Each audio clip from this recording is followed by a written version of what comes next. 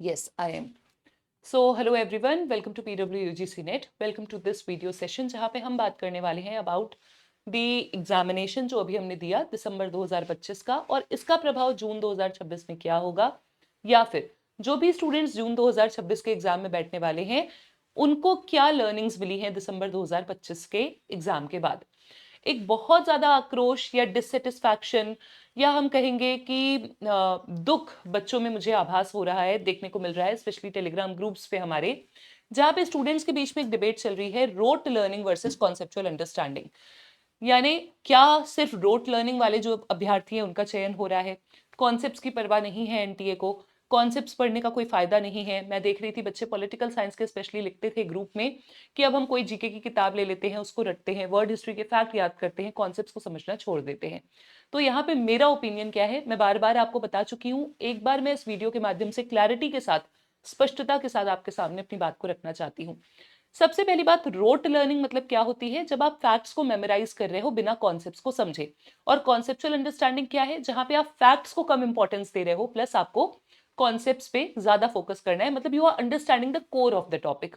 जो एग्जामिनेशन का पैटर्न देखा गया स्पेशली पिछली 2 साइकिल से पॉलिटिकल साइंस का, यानी कि जो अभी हमारा दिसंबर 2025 का पेपर था या फिर जून 2025 का, वहां पे फैक्ट्स, क्रोनोलॉजीज, सीक्वेंसिंग, ऑर्डर्स, ये सारे के सारे आपके सवाल आपको देखने को मिले। अब बात ये है कि क्या हम एक फैक्ट्स की बुक को आपके सामने रख दें और आप उसे रट के जाओ और आपका एग्जाम क्लियर हो जाएगा? Let me tell you students very clearly, अगर हम पेपर 2 की भी बात करें तो पेपर 2 का जिस हिसाब से कट ऑफ गया था, पिछली बार की बात है, पिछली बार का कट ऑफ 122 सवाल अनरिजर्व कैटेगरी का गया। पेपर 1 में आपने 30 ठीक किए, मैं मान के चलती हूँ 32 ठीक किए, तो पेपर 2 में कितने ठीक करोगे?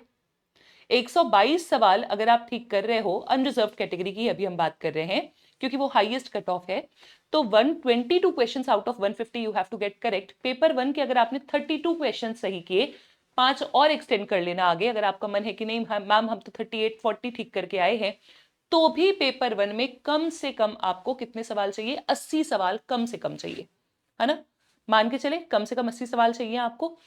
अब अगर आपको 80 सवाल सही करने हैं, कम से कम 80 तो बहुत कम मैंने बोल दिया पेपर 2 में, तो 80 क्वेश्चंस में से क्रोनोलॉजी सीक्वेंसिंग ठीक है 40 सवाल थी, 50 सवाल थी, 100 सवालों में से 50 सवाल आपकी क्रोनोलॉजी थी, बट बचे हुए 50 कहीं ना कहीं कुछ कॉन्सेप्ट्स थे, may be easy, may be books and authors, वैसी क्रोनोलॉजी वैसी सीक्वेंसिंग नहीं थी, लेकिन बुक्स एंड ऑथर्स जो एनटीए का पैटर्न रहा है शुरू से।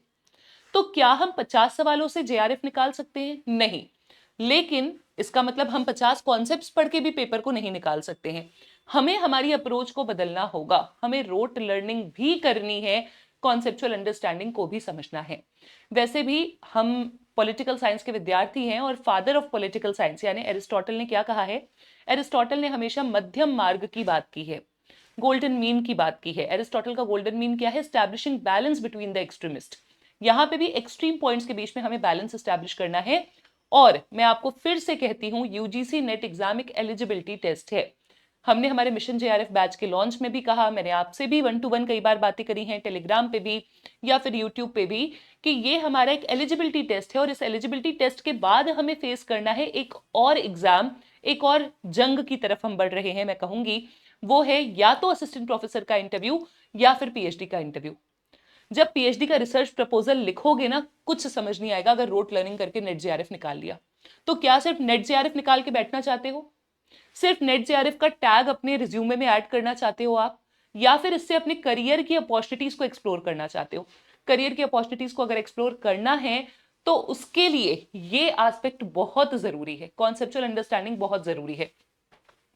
हम फैक्ट्स को इग्नोर नहीं करेंगे आगे, अभी भी हमने नहीं किया था, आगे भी नहीं करेंगे। We should be prepared for each and every type of question और each and every type of concept और fact whatever we are facing in exam. Rote learning करने से आपको लग रहा है कि मैम बहुत सारे फैक्ट से भूल रहे हैं, अभी से 6 महीने हैं, स्टार्ट इट फ्रॉम नाउ। अभी से 6 महीने हैं, थोड़ी थोड़ी क्रोनोलॉजी, थोड़े थोड़े फैक्ट्स अभी से याद करोगे तो वो आपको 6 महीने में पूरे याद हो जाएंगे। अगर अंतिम 2 दिनों में वो पूरी फैक्ट शीट लेके बैठोगे तो आपके लिए क्या, किसी के लिए भी पॉसिबल नहीं होता कि 2 दिन में सारे फैक्ट्स आप रट लो। सो अभी हमारा अप्रोच क्या होना चाहिए? Facts plus concepts. एंड ये चीज अपने दिमाग से बिल्कुल निकलने मत देना कि यूजीसी नेट एग्जाम जेआरएफ के बाद आपको पीएचडी के इंटरव्यूज या असिस्टेंट प्रोफेसर के इंटरव्यूज को फेस करना है, रिसर्च प्रपोजल्स लिखने हैं और वहां पे आपकी कॉन्सेप्चुअल अंडरस्टैंडिंग ही टेस्ट होगी। जब आप असिस्टेंट प्रोफेसर के डेमो के लिए जाओगे, आपसे सिर्फ डेमो एक टॉपिक पे आप तैयार करके गए और आपका सिलेक्शन हो जाएगा अगर ऐसा लगता है, तो ऐसा नहीं है।